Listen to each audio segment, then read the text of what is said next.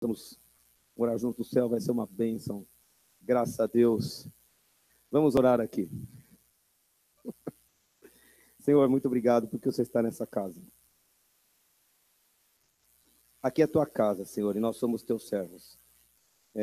Onde nós estivermos reunidos, será sempre tua casa, porque nós nos reunimos em nome de Jesus. E nós queremos pedir que, como o Senhor preside essa reunião, o Senhor também esclareça a tua palavra hoje, venha ensinar os nossos corações, para que sejamos edificados e possamos construir uma igreja mais forte e que ande de acordo com a tua vontade, debaixo da tua direção, glorificando o nome do Senhor em tudo que a gente faz. É o meu pedido em nome de Jesus. Amém. E vou te pedir para abrir a Bíblia em Lucas, capítulo 17.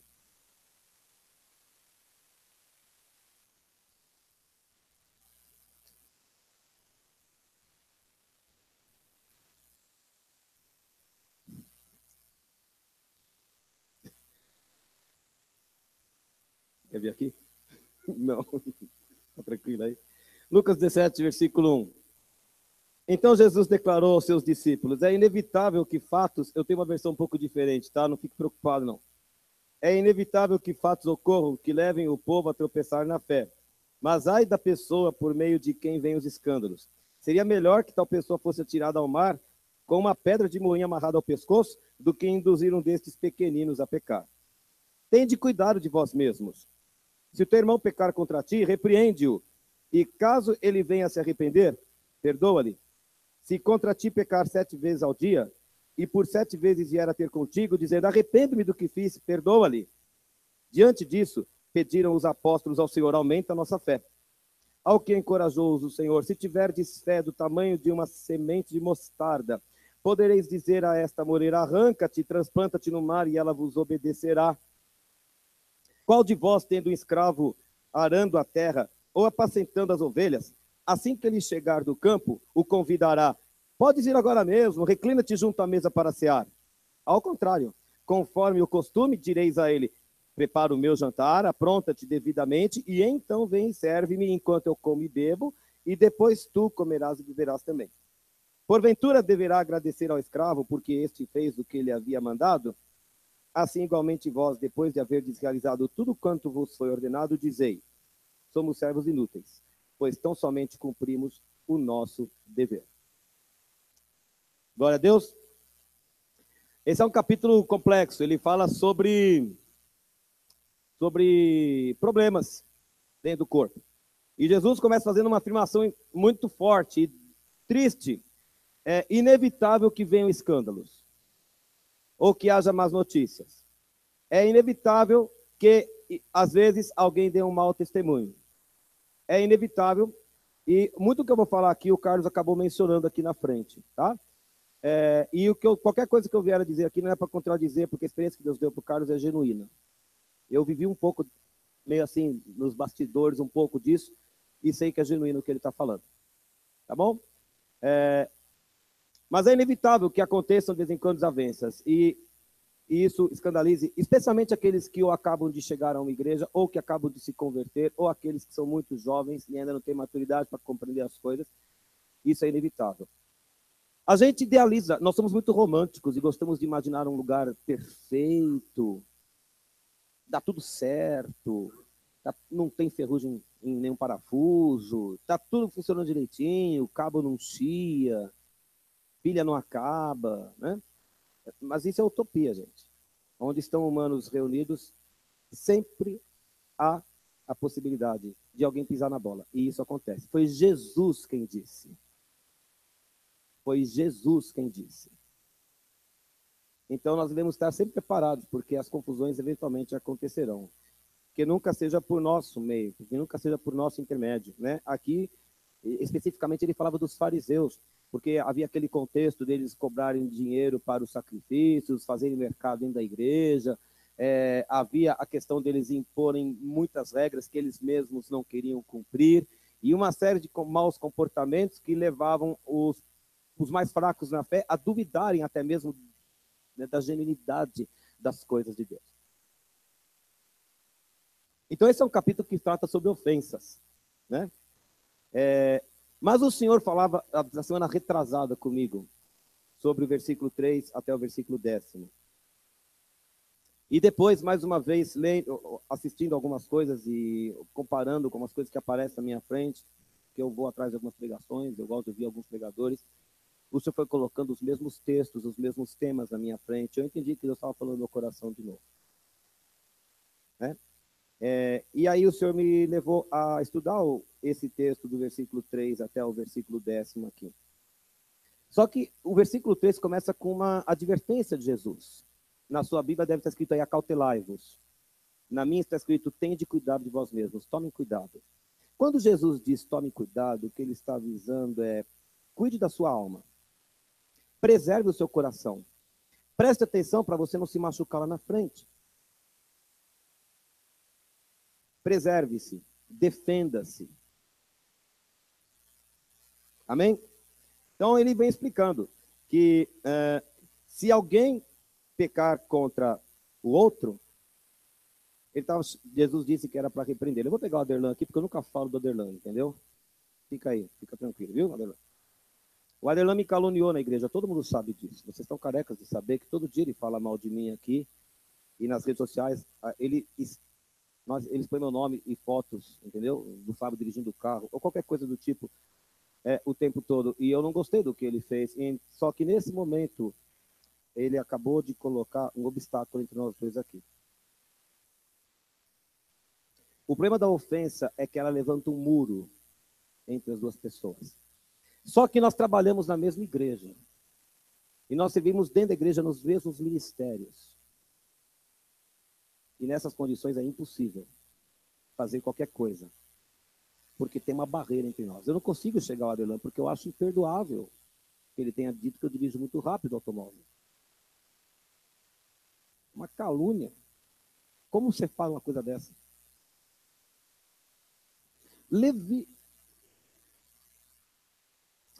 Só que quando alguém falou, olha, falaram que o Adelan, etc., em vez de perguntar para ele, por que você está falando isso? Eu fui lá na Renata e falei, Renata, você viu o que o Adelan falou de mim?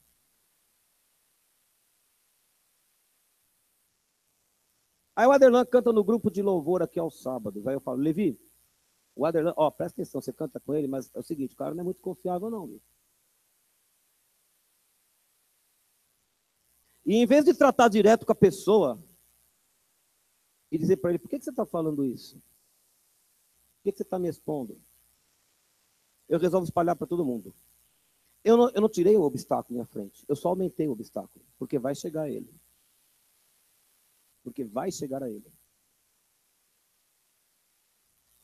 E como é que nós vamos fazer a obra de Deus juntos, se nós estamos levantando um muro entre nós?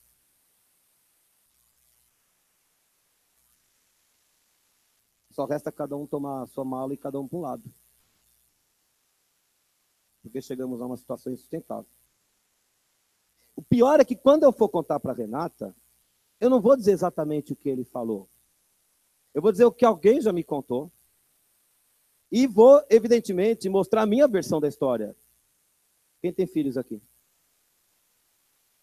Os seus filhos, quando eles discutiram entre si lá, você certamente soube que eles falavam exatamente a verdade e tudo o que aconteceu, não é? Não é assim mesmo? É, Natan? É assim, né? Então, a gente sempre conta o nosso lado da história. Ninguém conta tudo. Então a Renata vai acreditar, porque eu sou uma pessoa que toca piano. Então ela fala, porque ele toca piano, deve estar falando a verdade. Não tem nenhuma conexão, mas tudo bem. Ele é amigo do Anderson, deve ser por isso. Então. O Anderson olha de lado e ele entende como é que é a música, deve estar falando a verdade. Agora, quando ela for levar lá para o departamento de oração, ela vai levar uma versão que eu contei que não era a versão verdadeira. Porque eu contei o meu lado da história. E vai todo mundo orar sobre uma coisa que nunca aconteceu. Que nunca foi do jeito que foi. Por isso que Jesus falou, se teu irmão te ofender, vai repreendê-lo. Vai falar com ele. Aliás, em Mateus 18 ele fala a mesma coisa. Se teu irmão pegar contra ti, vai e fala sozinho com ele. Se ele não te ouvir, você chama as testemunhas. E se ainda não te ouvir, chama a liderança. Por que Jesus estava falando isso? Porque eles eram todos apóstolos e, evidentemente, em algum momento eles iam discordar. E como somos humanos, às vezes a gente perde a cabeça e vai na carne e fala o que não devia. E a gente ofende o irmão. E a gente machuca o coração do irmão. E Jesus sabia que isso ia acontecer. Só que se é uma casa dividida contra si mesmo, não prospera. E Jesus sabia disso. Nós somos chamados para levar adiante o reino de Deus.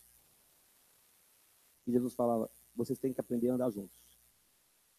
Então, desculpa, Derlan, quando você falou essa calúnia, eu devia ir até você e trabalhar para retirar o empecilho que havia aqui entre nós. O nome disso que eu falei é fofoca. Eu não fui tratar com ele, fui tratar com a outra, que depois eu vou lá para a reunião de oração, que depois eu fui contar para mais uma pessoa, chamei o Levi de lado, porque é do mesmo ministério, né? Quem sabe ele fosse ajudar a Derlan. E eu comecei a espalhar dentro da igreja, para várias pessoas, alguma coisa que nunca foi. Agora, essa repreensão, porque eu não sei como está na sua Bíblia, mas a minha fala para repreender. Cuidado, não é para você ir com pedras e sair atirando na cara. Por que você fez isso? Quem que você está pensando que você é? Você sabe com o que você está falando? Gálatas 6 fala que se alguém for repreendido numa falta, nós devemos chamar a atenção dele com humildade, com espírito de mansidão, com compaixão no coração. E tomar cuidado, porque hoje foi com ele, amanhã pode ser comigo.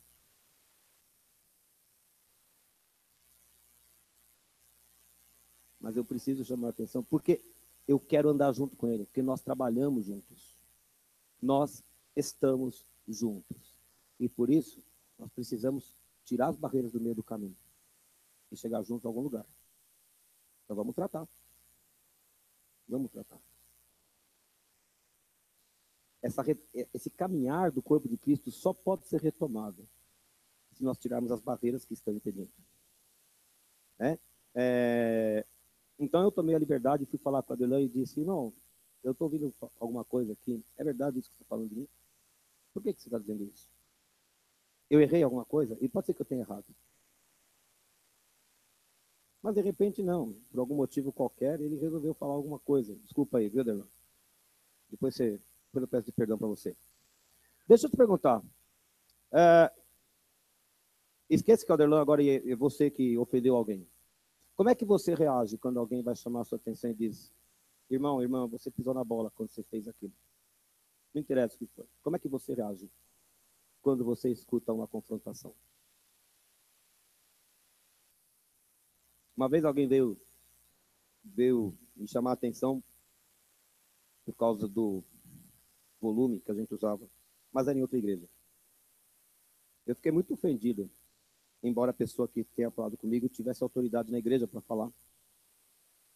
Mas era uma reunião de jovens, não era o culto do domingo. Aquela pessoa não pertencia àquele grupo, eu não sei nem porque ela estava falando aquilo. Mas era um ancião da igreja. E eu, no auge dos meus 20 e poucos anos, achando que eu era o dono da cocada, né, respondi para a pessoa, você só sabe falar os defeitos e as qualidades. A gente erra sempre? Não, foi só naquele dia. Então, e por que nos outros dias todos você não veio elogiar? Só veio falar quando a gente erra. E soltei assim, achando que eu estava dando uma lição na autoridade da igreja. Até um dia, que aí eu pisei na bola. E sabe o que eu tive que ouvir dele? Você é orgulhoso. Porque eu fui falar com você. E não tinha nada a ver o assunto, era outro assunto. Você é orgulhoso. Porque quando ele veio me repreender, eu não soube ouvir a repreensão com o espírito correto. Embora eu achasse que eu tinha até razão nas minhas convicções. E talvez eu tivesse mesmo. Nem vou entrar nesse mistério agora, não vale a pena. Como é que a gente recebe a repreensão? Porque ninguém gosta de ter os seus erros apontados. Mas muitas vezes a gente nem admite que a gente errou. Não errei de jeito nenhum. Eu não erro nunca. E você vive no século XXI, você sabe. Como é que as pessoas respondem quando você toca em qualquer pecado que a pessoa pratique? Qualquer vício, ou imoralidade, ou uma atitude corrupta. Como é que as pessoas reagem hoje? Você está me julgando.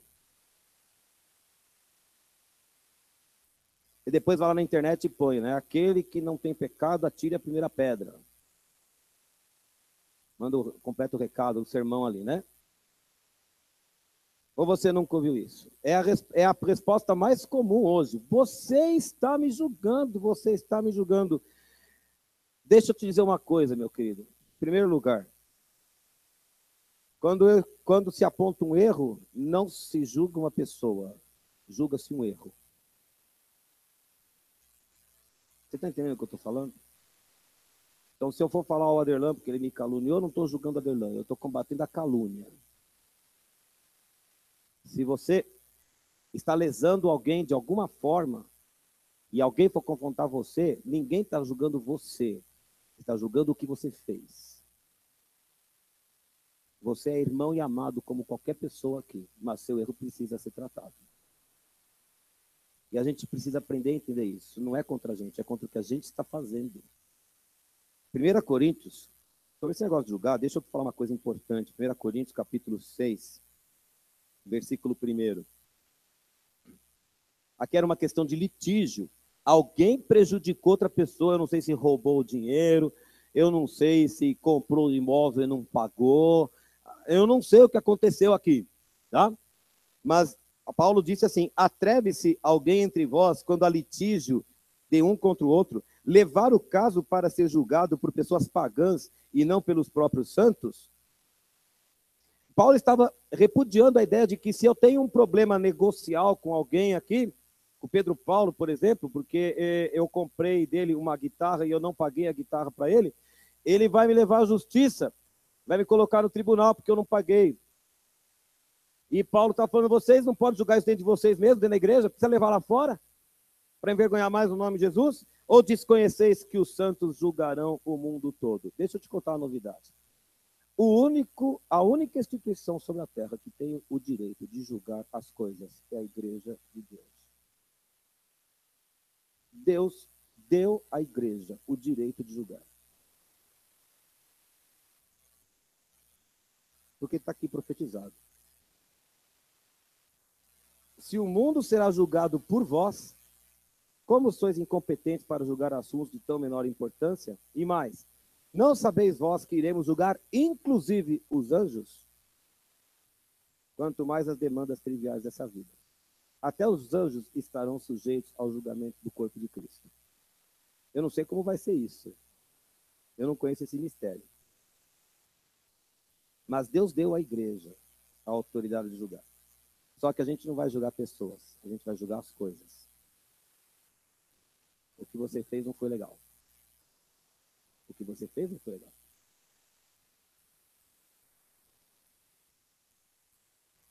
Aí a pessoa fala, né? Quem nunca pecou, atira a primeira pedra. Então vamos ao contexto. Por que os fariseus queriam apedrejar aquela mulher? Porque ela foi pega e flagrada em adultério. Pela lei, na verdade, deviam ter sido julgados ela e o homem também. Só levaram a mulher. Então já se percebia que era uma artimanha, que era um ardil. Podia até ser verdade, mas a coisa estava mal explicada. Segundo Jesus, já falei isso aqui uma quinta-feira recentemente, Jesus não estava aqui na terra para julgar ninguém naquele instante. Quem tinha que tomar a decisão eram os fariseus e não Jesus. O papel de Jesus na terra não era estabelecer quem apedreja e quem deixa apedrejar. Queriam que Jesus desse a palavra de ordem. Aqui, ó. Então Jesus falou, eu também não vou te condenar, não. Mas isso não quer dizer que Jesus isentou a mulher do pecado dela. Porque o que foi que ele falou depois? Eu não te condeno. Vai, não peques mais. Então Jesus se exibiu de fazer uma atitude judicial, que era o que os fariseus queriam que ele fizesse, mas ele não deixou de tomar uma medida espiritual. Eu não vou te condenar, mas você não peque mais. Vai tratar o seu pecado. E largue isso. Jesus não condenou a mulher, mas Jesus tratou o pecado. Deixa eu perguntar, como é que você recebe repreensão? Eu tenho muita dificuldade com repreensão. Eu já vou logo pedindo desculpa na frente. Dante, perdoe. Qualquer coisa. Qualquer coisa. Eu já vou... Eu comprei o livro faz eu comprei o livro faz uns 10 anos, já não sei, chamado de Gary Chapman, chamado As 5 Linguagens do Perdão. E quando eu comprei o livro, eu achava que o livro ia falar sobre como aprender a perdoar as pessoas. E eu me espantei quando eu descobri que os 5 primeiros capítulos, ou as 5 linguagens, falavam como é que eu tenho que aprender a pedir perdão. Que é uma das coisas mais difíceis que existem. Eu chegar para você, Eliane, e falar, desculpa porque eu errei com você. Nilson, perdoe porque eu errei com você. Ju, perdoe porque eu errei com você. Como é difícil pedir perdão. E como é difícil quando alguém vem e fala, sabe, eu não gostei do jeito como você falou aquele dia. Não gostei porque eu pedi uma resposta rápida e você demorou 2 semanas para me dar a resposta. Sabe, eu fiquei chateado porque você marcou comigo às 2 horas da tarde e você chegou às 5. E eu fiquei esperando 3 horas por você lá.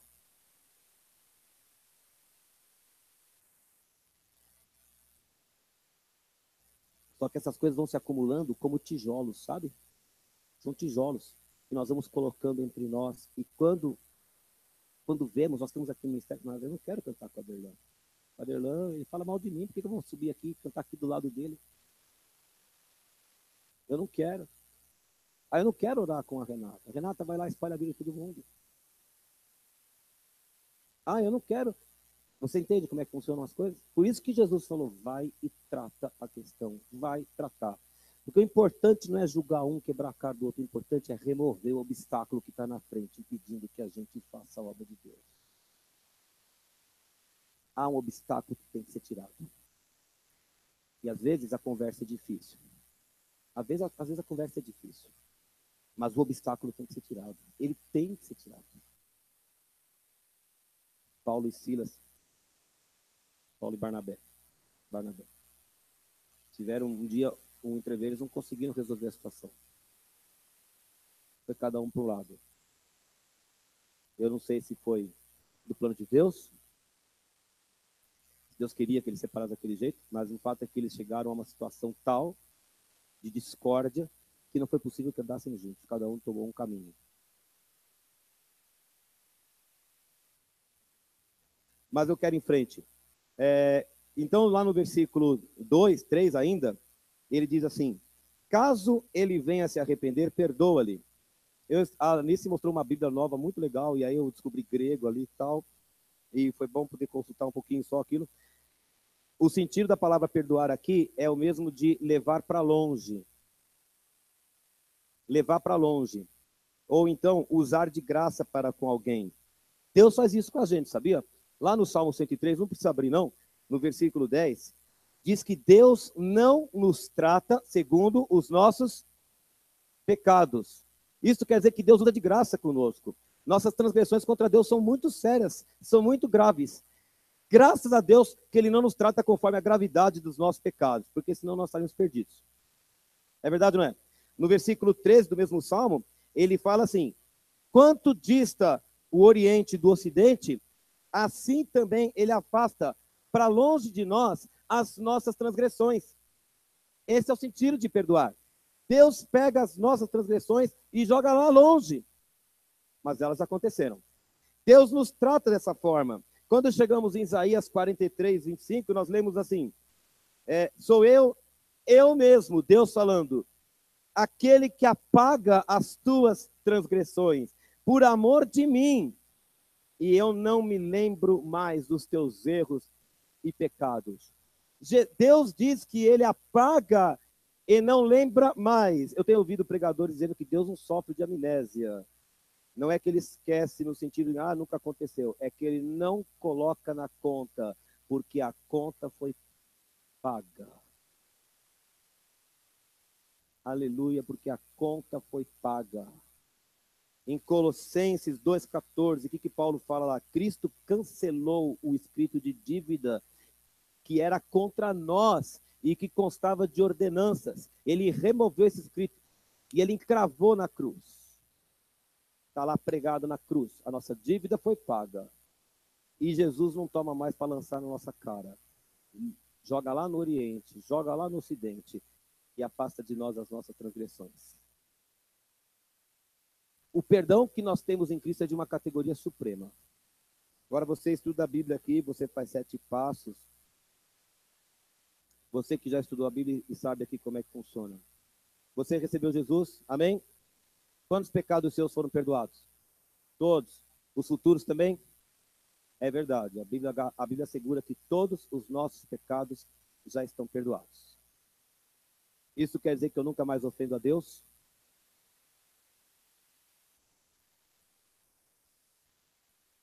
A minha pena foi paga, mas quando eu peco, eu coloco um obstáculo entre mim e Deus.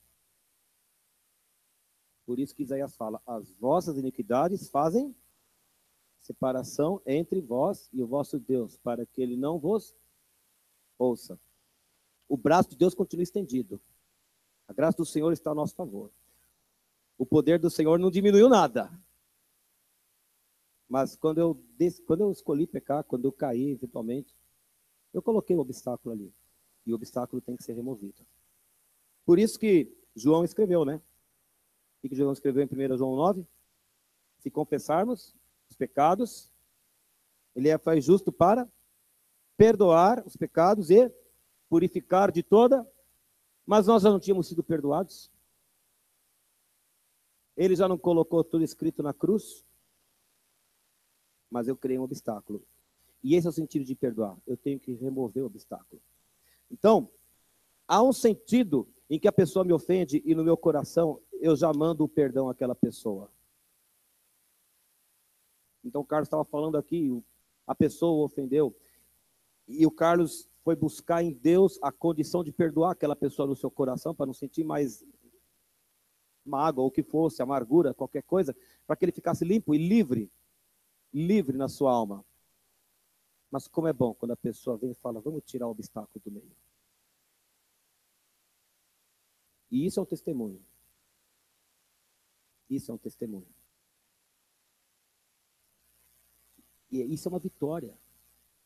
Isso é uma vitória. O Aderlan ele pode ter me ofendido. E eu posso falar diante de Deus, Deus, eu não vou cobrar nada do Aderlan. Ele me caluniou, ele disse que eu dirijo muito rápido o meu carro pela cidade. É mentira. Nunca fiz isso. José, não tá... põe a mordaça na boca desse menino. Não está certo ele falar assim.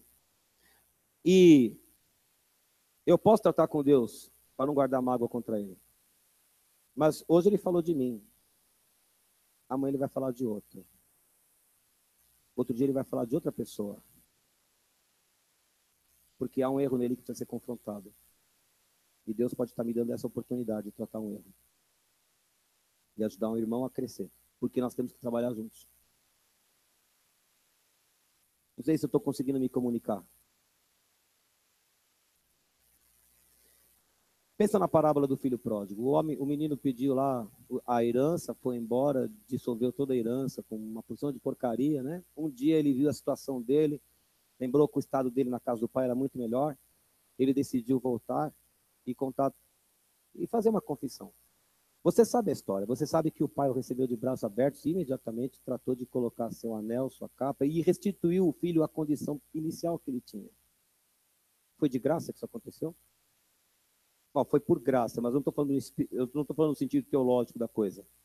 Foi assim, o menino chegou e já foi logo colocando a capa? O que aconteceu primeiro? Ele chega diante do pai e fala, pai, pequei contra o céu e diante de ti. Ele tinha tomado essa decisão. Ele já tinha tomado a decisão lá onde ele estava. Mas ele chega diante do pai e fala, eu pisei na bola contra Deus, contra o Senhor, e eu quero ser tratado como um servo teu. Deus não tem problema em nos restaurar a condição inicial, a condição original que nós temos em Cristo. Mas havia uma confissão de arrependimento que ele tinha de fazer. Para o bem dele. Não é para o pai. É para o bem do jovem. O jovem tinha que dizer, eu pisei na bola, eu não podia fazer isso. Você entende para que serve a repreensão? A repreensão é porque o outro tem que reconhecer o erro em que caiu. O outro errou aqui na igreja, vamos supor, e aí ele resolveu se rebelar, e ele foi para outro lugar, e ele continua falando mal, e ele vai continuar falando mal, a menos que alguém chegue lá e fale, para com isso, porque quando você sair desse lugar, você vai continuar falando mal dessa outra igreja também. Muitos anos atrás, nós recebemos em casa um casal que havia saído de uma igreja. Eles foram jantar lá em casa. O jantar lá no apartamento. O jantar, o assunto do jantar foi tudo o que eles sofreram na mão do pastor da igreja onde eles frequentavam. Nós ficamos lá ouvindo. Vieram para esta igreja. Ficaram um bom tempo aqui. Foram para outra igreja. O que eles foram fazer na igreja? Falar tudo o que eles acharam de errado aqui. Porque se a gente não confronta o erro, a pessoa continua com o erro. O problema da repreensão não é você acabar com a pessoa. É dizer, meu querido, se você não for curado disso, você vai continuar levando isso por resto da sua vida e criando inimizade. E Jesus falou, toma cuidado. Acautelai-vos, guarda a sua alma.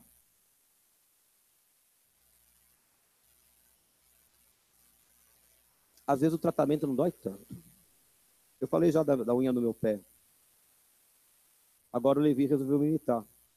Mas quando nós falávamos que ia levar um podólogo para tratar de uma unha encravada, ele falou, não vou de jeito nenhum. Eu falei, bobinho.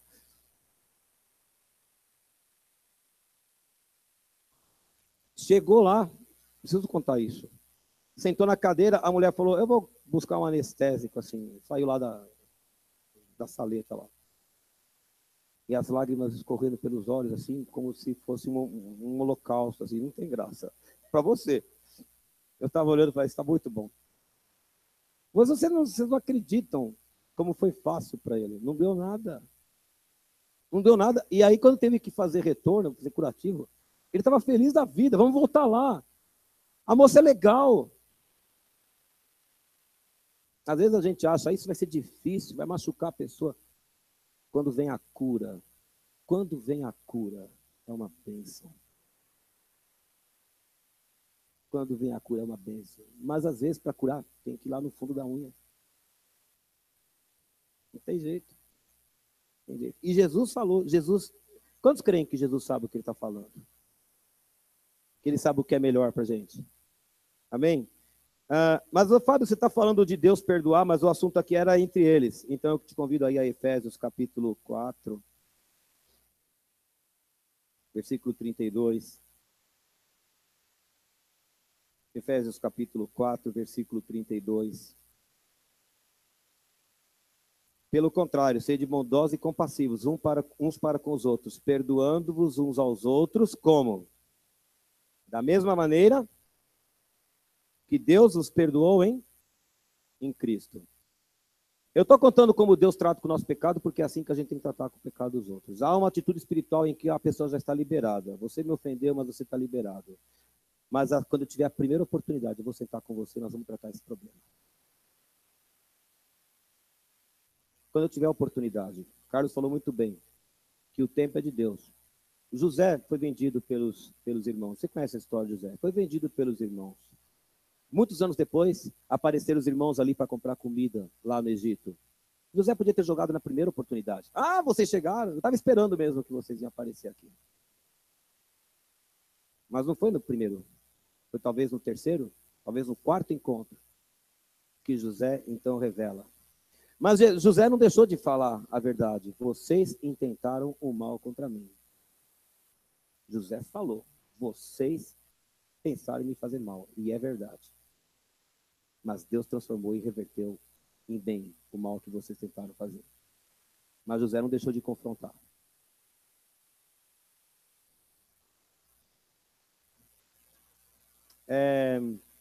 E Deus faz assim com a gente também. Adão comeu fruto. O que Deus fez à tarde? Adão, onde estás? Adão se esconde. Por que você está escondido, Adão? Você comeu fruto? Deus tomou a iniciativa de tratar com Adão o problema. Adão jogou a culpa na Eva, que por sua vez jogou a culpa na serpente. Caim matou Abel. Caim, cadê Abel, teu irmão? Deus tomou a iniciativa de ir atrás de Abel. E Caim deu uma resposta mal criada e saiu pela tangente. Davi cometeu o adultério com Batseba.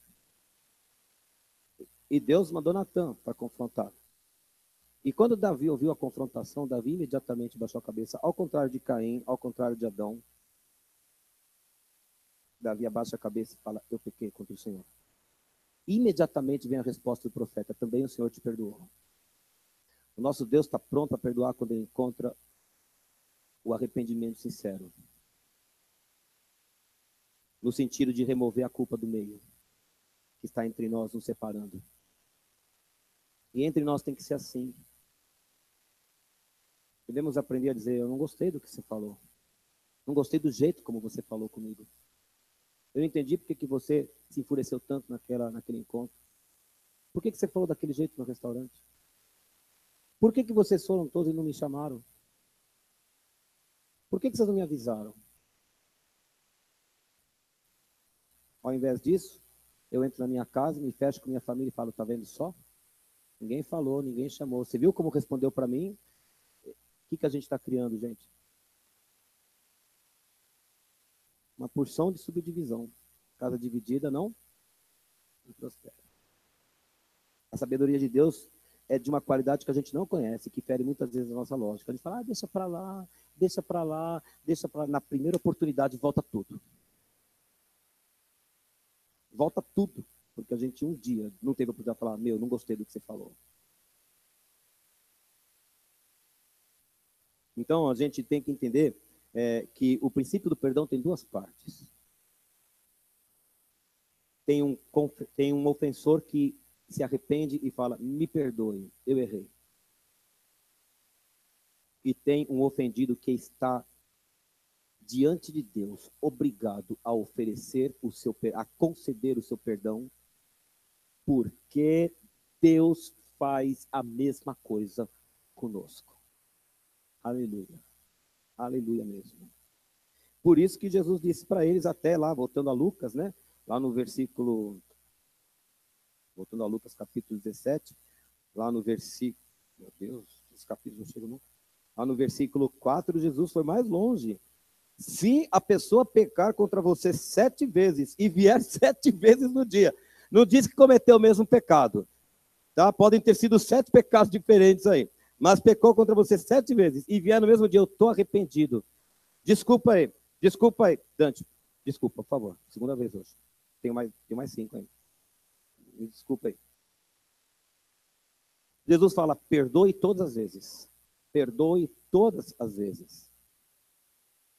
Para o judeu, perdoar 3 vezes era o máximo. Se um judeu fosse capaz de perdoar 3 vezes, ele era campeão. Só que Jesus falou em 7. Aí era muito para a cabeça. Foi por isso que os discípulos disseram, lá no versículo 5, aumenta-nos a fé. Porque para perdoar a gente precisa de fé. Porque às vezes a gente foi ofendido tantas vezes, a gente foi enganado tantas vezes, a gente foi traído tantas vezes, fala, eu não acredito mais uma palavra que você me diga. Isso já aconteceu, você já pisou na bola tantas vezes comigo, que eu já nem acredito mais em você. Mas Jesus não nos dá esse direito. Se a pessoa mostrar passos de arrependimento, se a pessoa mostrar interesse em estabelecer a unidade novamente, eu tenho que acreditar na sinceridade dessa pessoa. Vamos de novo correr a milha, para a glória de Deus. E os discípulos falaram, aumenta-nos a fé. E aí Jesus ensina para a gente que é possível plantar árvore no meio da água. Porque eu posso falar para a moreira, arranca-te e transplanta-te no mar, e ela vos obedecerá. Jesus está me ensinando que pela fé, eu posso pegar esse muro que está aqui na minha frente, esse obstáculo, que podia ser uma moreira, podia ser uma montanha, pode ser uma parede, não interessa qual é o obstáculo. Pela fé, eu posso pegar esse e colocar no lugar mais improvável. Você pode falar assim, eu não consigo mais olhar na sua cara. Quando você sobe lá para dar testemunho, eu já falo qual é a próxima lorota que você vai contar. De tanto que você pisou na bola comigo. Mas o Senhor disse que pela fé eu posso pedir graça ao Senhor para pegar essa montanha e jogar longe. E ela vai embora. Essa é uma operação que só Deus pode realizar em nosso coração. Às vezes a gente não quer que Deus tire. Às vezes a gente quer curtir aquilo. Mas eu estava ouvindo o Hernandes Dias Lopes, ele prega muito bem. Ele estava pregando sobre isso semana retrasada. Eu já tinha lido o texto. Já estava meditando sobre o texto. Mas ele falou uma frase que me chamou tanta atenção. E hoje, não por acaso, caiu a pregação na minha frente de novo, ali na tela do computador. Meu pai estava do lado. Eu falei, olha esse cara pregando. E já estava tudo escrito, né? Mas ele disse uma frase tão bonita que eu quero falar para vocês. Abra aspas aí. O perdão é a asepsia da alma. É a purificação. O perdão é a asepsia da alma. Quando Jesus disse, acautelai-vos, guarda o teu coração, Jesus sabia duas coisas. Primeiro, que se eu não aprender a perdoar você por qualquer coisa, eu não vou ficar bem nunca. E como o Hernandes falou, eu estou pegando um pouco da pregação dele, essa pessoa contra quem estou alimentando uma mágoa vai me acompanhar em todo lugar. Quando eu sentar na refeição, ela está ali sentada na minha frente. Quando eu for viajar em férias com a família, ela vai aparecer ali, no lado ali, entendeu? Quando eu estiver no trabalho, está lá me acompanhando. Onde eu estiver, essa pessoa vai me acompanhar.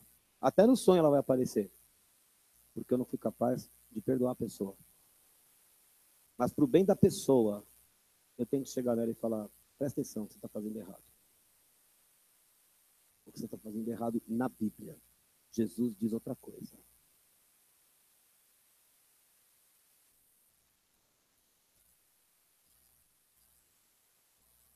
Aleluia. Então eu aprendi que eu posso remover as montanhas, as árvores que estão na frente aqui, e que elas podem ir lá para o mar do esquecimento. E eu não preciso conservar essas árvores comigo, mas eu tenho que aprender a sentar com a pessoa e falar, vamos conversar. Por isso que você fala para mim, quero falar com você depois do culto. Vitor, eu não fiz nada errado. Fiz? E se eu fiz alguma coisa errada, já vai desculpando agora. Sabe, às vezes a gente erra sem saber. Davi um dia orou isso a Deus, né? Absolve-me das faltas que me são ocultas. E muitas vezes, talvez pelo meu temperamento, talvez pela minha forma de ser, eu acabe muitas vezes ofendendo você e não tenho nem noção do que estou fazendo. Como é que eu vou corrigir meu comportamento se você não me disser, meu querido? Às vezes uma forma de falar aqui na minha casa é natural, para você pode ser agressiva. Como é que eu vou saber se você não me disser? Faz sentido o que eu estou falando? Jesus não mandou a gente ficar tirando pedras uns nos outros. Jesus está dizendo para a gente buscar unidade a qualquer preço. Faça o que for necessário para obter a unidade. Porque em Gênesis, quando Deus viu as pessoas construindo a Torre de Babel, e ele disse, Deus diz assim, o povo é um, não haverá limites para o que eles quiserem fazer. Quando há unidade, não há limites nos objetivos que nós temos. E não há nada que Deus preze mais do que a unidade. Qual foi a síntese da oração sacerdotal de Cristo? Que eles sejam um, que eles sejam um como nós somos um. Aleluia. E aí, então, Jesus termina o ensino com uma outra parábola. Imagine que o judeu tivesse um servo que trabalhou lá no campo, cuidava do gado, alguma coisa. No final da tarde, hora do jantar, o servo volta. Quando é que o senhor ia falar, ô servo, você fez um trabalho legal lá no campo, gostei que você levou as ovelhas para lá, trouxe o gado para cá, gostei do jeito que você cortou lá a horta, está muito bonito. Então faz o seguinte, senta aqui na mesa e janta comigo. Ao contrário, você vai falar, você voltou? Agora tem uma outra tarefa para você. Faz aí. E não vai, o Senhor não vai agradecer, porque o servo é servo para isso mesmo. Porque muitas vezes ele fala assim, eu também já ouvi isso de uma pessoa, eu já te perdoei uma vez, viu?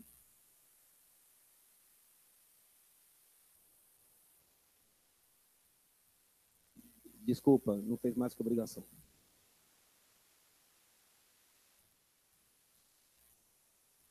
Porque é isso que está escrito aqui. Somos servos inúteis, porque apenas cumprimos o nosso dever.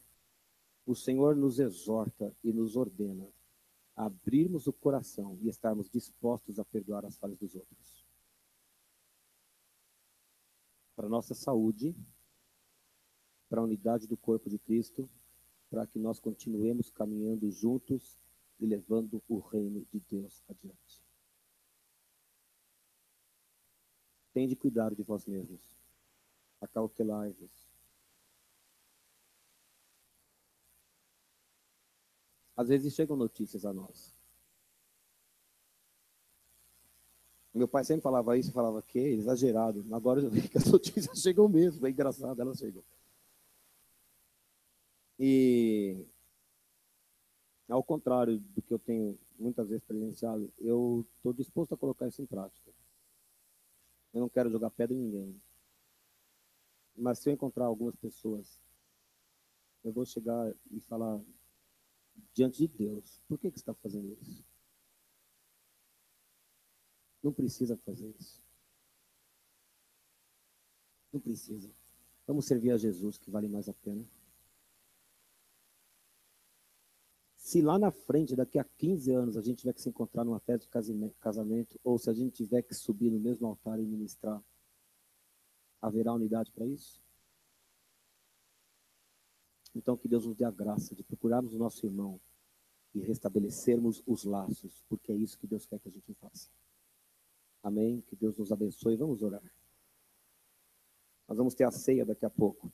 A ceia é um momento importante. Eu já vi nessa igreja gente que se recusou a tomar ceia porque brigou com a secretária. Eu já vi gente que recusou a tomar ceia porque alguém falou que estava muito alto o microfone. Ah, não vou tomar ceia. Para com isso, meu irmão. A Bíblia fala outra coisa. Vai lá e trata com a pessoa. E resolva isso. Podia falar diferente, não podia falar diferente? Podia. Mas simples. Vamos orar. Senhor, nós somos o teu povo.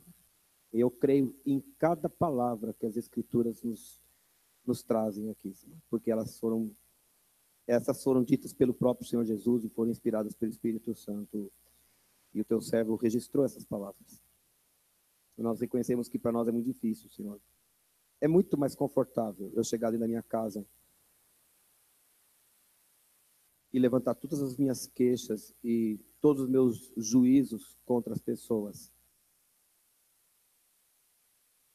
Mas o fato é que depois, quando eu volto aqui na outra semana, eu tenho que continuar convivendo e ministrando ao Senhor com aquelas pessoas mesmo, Senhor.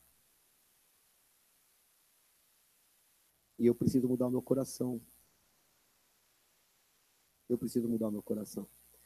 Então, em nome do Senhor Jesus, eu quero pedir, Pai, que o seu Espírito visite cada um aqui, conforme sua necessidade, e fale aos nossos corações. Que o nosso objetivo seja a unidade do corpo de Cristo e a habilitação e o poder para realizar a obra do Senhor. Visita cada coração aqui, mude disposições se for necessário, Senhor. Promova a unidade e ensine-nos, Senhor, a sermos transparentes. Não adianta eu levar para casa e falar para todo mundo. Eu preciso tratar com a pessoa. Ajuda-me, Senhor. Ajuda-me a tratar, a limpar tudo que está adiante, para que possamos servir junto ao Senhor e engrandecer o teu nome. Eu te agradeço porque o Senhor é fiel. Eu te agradeço porque a tua palavra diz que se tivermos fé como grão de mostarda, os obstáculos serão removidos. E eu profetizo isso em nome de Jesus nessa noite. Que os obstáculos sejam removidos. Qualquer obstáculo. E que nós sejamos crentes maduros, que sabem se olhar e tratar as questões visando ao benefício do corpo de Cristo. Em nome de Jesus. Receba aí no seu lugar. Há um espírito de paz que desce nessa igreja hoje. O Senhor está se derramando aqui, trazendo paz nos corações. E será assim para a glória dele. Amém e amém. Glória a Deus.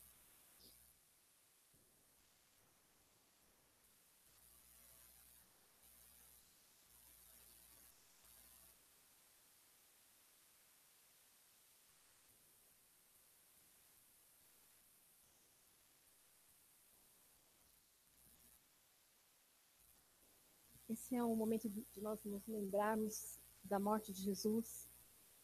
E é um momento especial. É um momento maravilhoso, na verdade. E eu me lembrei de um texto e pedi ajuda para a Rose, que eu não estava achando. Deixa eu ver se eu tiro o óculos aqui para ler. A palavra do Senhor diz assim, Mateus 25. Então dirá o rei aos que estiverem à sua direita: Vinde, benditos de meu Pai, entrai na posse do reino que vos está preparado desde a fundação do mundo.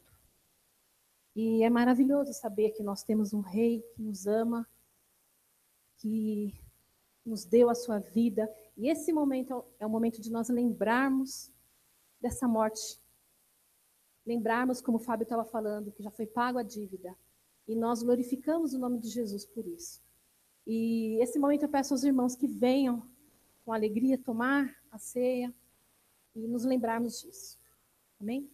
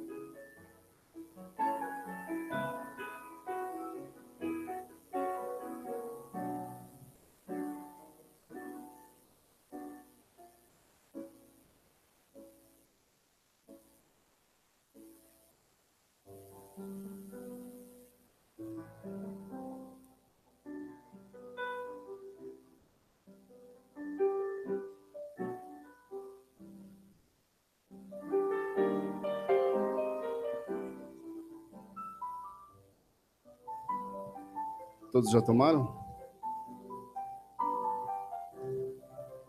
Vou falar um pouquinho sobre a parte dos dízimos. Eu sei que não é novidade para ninguém, mas eu vou ler Malaquias 3:10 até o 12. Trazei todos os dízimos à casa do tesouro, para que haja mantimento na minha casa.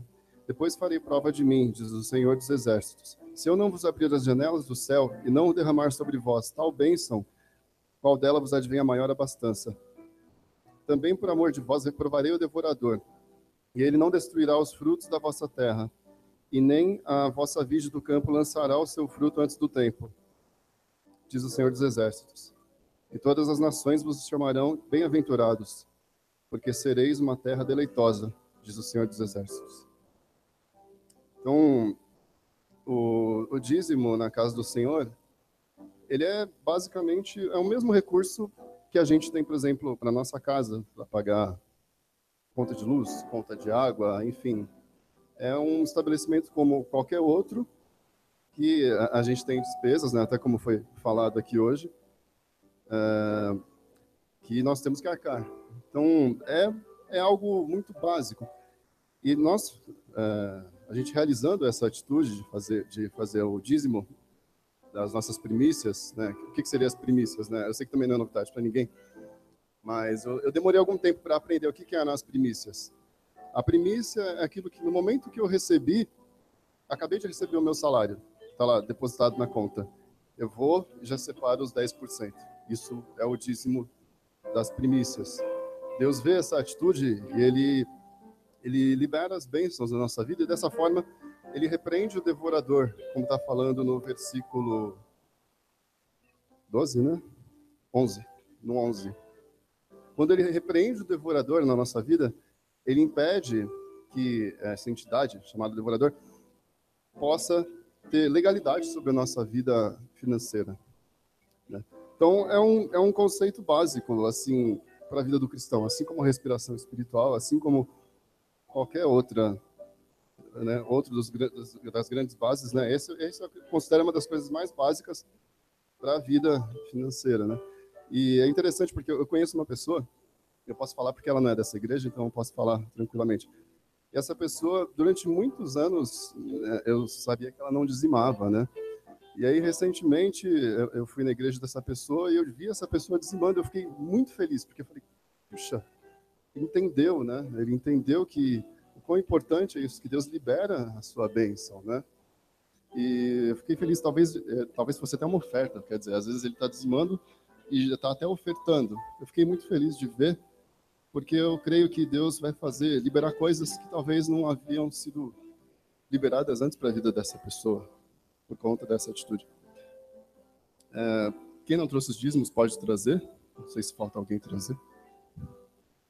Aí eu vou orar.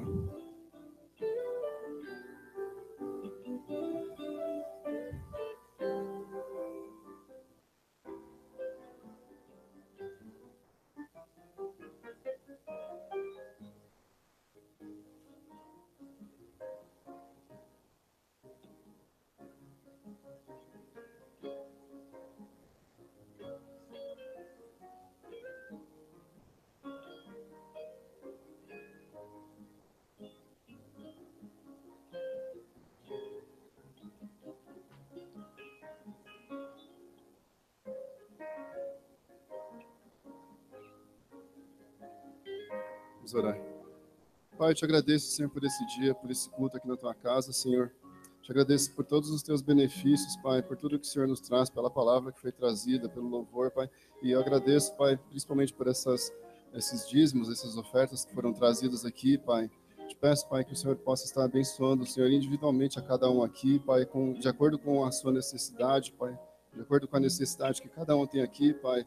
Seja a porta de emprego, seja uma mudança na área profissional, seja para pagar uma conta que talvez vá vencer amanhã, Pai. E às vezes a gente não tem o recurso hoje, Pai. Te peço, Senhor, todos esses pedidos, e tudo isso possa ser levado, Pai, ao Senhor, Pai. Que o Senhor possa estar suprindo, Pai, abençoando, Pai, individualmente, Senhor, cada um aqui do teu corpo, Pai, que eu te peço, em nome de Jesus. Amém.